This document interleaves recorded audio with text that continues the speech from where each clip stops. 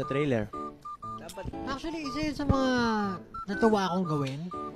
Yun. Yun, oh, yun ang masarap. Lucky me. Lucky me. Lucky me, baka, lucky, Hindi. Kasi tayo, ano ka ba? Magagalit si Papa JC sa'yo. Pero yung trailer na yun, isa yun sa mga bagay na natuwa akong gawin.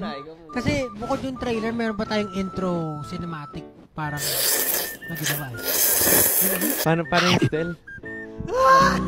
Alam mo, yung ginano niya yung may dugo. Ang dugo. Pangusay mo acting. Tsaka yung maganda doon yung may aso tayong kasama. Oo, ang dami natin nakakulong ng chimney. Tapos yung mga plano natin, hindi natin nabanggit actually na gusto natin masusunog siya talaga ng aso. Pero syempre, bawal yun. Baka masasira siya. Professional yung Professional yung sinunog natin. Pero dating sa Gento, tsaka sa mga susunod na mangyayari. Tapos sobrang kabado rin ako, na-hype ako. Alam ko na parang nasimulan natin siya nung pagsibol, biglaan yung hindi talaga sa plan. Pero yung stylist na natin yung kami din ng fashion field.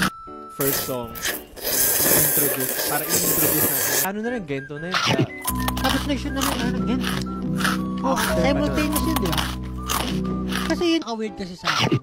Alam ko na parang nangyari yung ganun lang. Kasi usually, para madali lang tayo during that time. Tapos tour.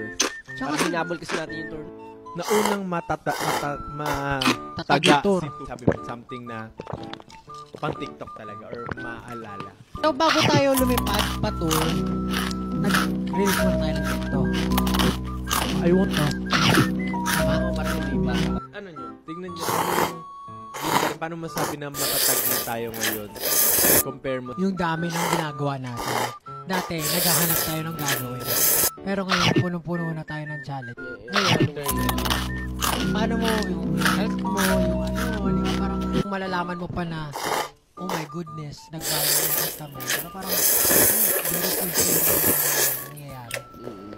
Magandang point din yung maraming challenges. Kasi mahirap talaga yun. Like, Yung challenge mo dati, ano susuotin natin? Wala pa tayo costume.